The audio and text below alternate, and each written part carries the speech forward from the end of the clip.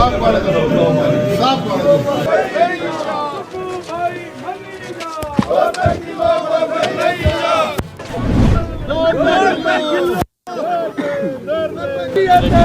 है भाई, चक्कर है। होंगे सालों के जवाब देने होंगे, देने होंगे, देने होंगे।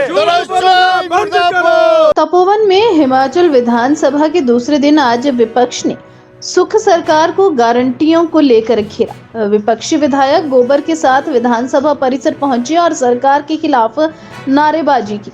नेता प्रतिपक्ष जयराम ठाकुर ने कहा कि हम सरकार को उनकी चुनावी गारंटियों को याद दिलाना चाहते हैं। अब आज हम दूसरे दिन जब विधानसभा का सत्र, यहाँ शीतकालीन सत्र शुरू हुआ है, अब दूसरे दिन हम दूसरी गारंटी पर आए हैं।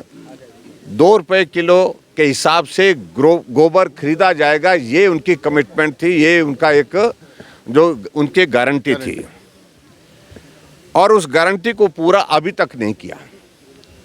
अब लोकसभा के चुनाव नज़दीक आ रहे हैं तो कह रहे हैं कि अब 2 रुपये किलो के हिसाब से हम गोबर खरीदने का काम शुरू जल्दी करेंगे। फिर झूठ बोल रहे हैं, और ऐसा झूठ बोलते बोलते 1 साल निकल गया, और हमारी कोशिश अब यही होगी कि एक दिन ना निकले। गोबर घोटाला आपको अच्छी तरह से मालूम है कि छत्तीसगढ़ में 1300 करोड़ रुपए का गोबर घोटाला, गोबर 2 रुपये किलो के हिसाब से गारंटी की बात कही थी और घोटाला 1300 करोड़ रुपए का वहाँ पर निकला, और जिसके कारण जो गारंटी देने वाले इनके जो हिमाचल के प्रभारी और वहाँ के जो मुख्यमंत्री बघेल थे वो सत्ता से बाहर हो गए। और हिमाचल प्रदेश में जो गारंटी इन्होंने दी है, हम सिलसिलेवार एक एक गारंटी को लोगों के ध्यान में लाने की कोशिश कर रहे हैं कि ये बोला था और झूठ बोला था, और ना कांग्रेस पहले विश्वास के योग्य थी और ना ही आज विश्वास के योग्य है, और ना आने वाले समय में होगी। इसके बाद सदन की कार्रवाई शुरू होते ही स्टोन क्रशर के मसले पर टकराव की स्थिति पैदा होते ही विपक्ष सदन से वॉकआउट कर गया। आज विधानसभा में प्रश्नकाल के दौरान पहला ही प्रश्न लगा था कि हिमाचल प्रदेश में जो स्टोन क्रशर बंद करने के लिए जो एक आदेश किया, और उस आदेश में ब्यास बेसिन और सतलुज बेसिन पर जो है वो जो स्टोन क्रशर लगे हैं उनको बंद करने के आदेश दिए गए।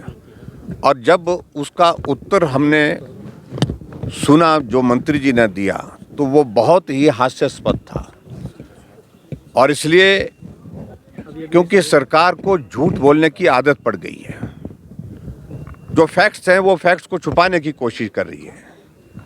तो प्रश्न हमने एक ही बात के लिए पूछा था कि जो क्रशर आपने 112 क्रशर बंद किए, और बंद करने के बाद तुरंत कुछ दिनों के बाद जो बात कही गई कि भाई उसमें से कितने 90 क्रशर जो है ठीक पाए गए।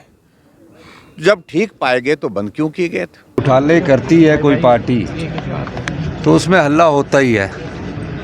जब कायदे कानून के हिसाब से, नियमों के हिसाब से क्रशर नहीं चलेंगे और पिछले काफ़ी घोटाले हुए होंगे, तो उसमें हमने कहा कि नियम कायदे कानून के साथ जो क्रशर होंगे चलेंगे।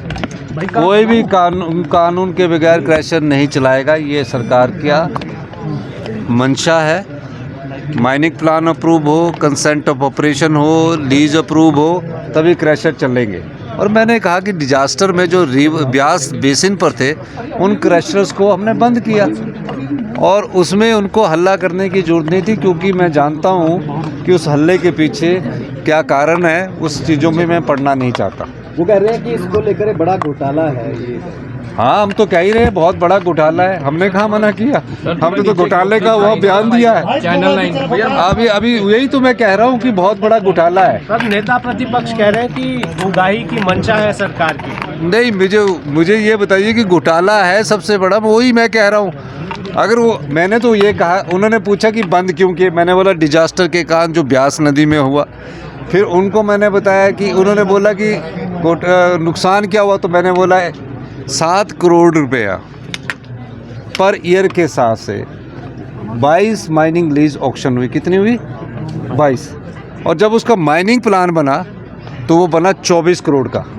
तो ऑक्शन हुई 7 करोड़ की, 10 साल के लिए माइनिंग लीज दे दी। मैंने कहा कि जो 7 करोड़ की माइनिंग लीज आपने हर साल 7 करोड़ देना है, उस आदमी को तो 24 करोड़ देना चाहिए माइनिंग प्लान के हिसाब से। क्योंकि माइनिंग प्लान के हिसाब से उसने कितना मीट्रिक टन माल उठाना है उसकी 80 रुपये रॉयल्टी के हिसाब से पैसा देना चाहिए। वो मैंने कहा कि उसकी हम इंक्वायरी करवाएंगे जो ऑक्शन हुई है। जो क्रैशर कैप्टिव में चल रहे थे उस बारे में हमने बात की। हम तो खुद कह रहे हैं घोटाला है, हम तो घोटाले की जानकारी अगर उनके पास वो कहना क्या चाहते थे, पूछना क्या चाहते थे, इसी में परेशान हो गए।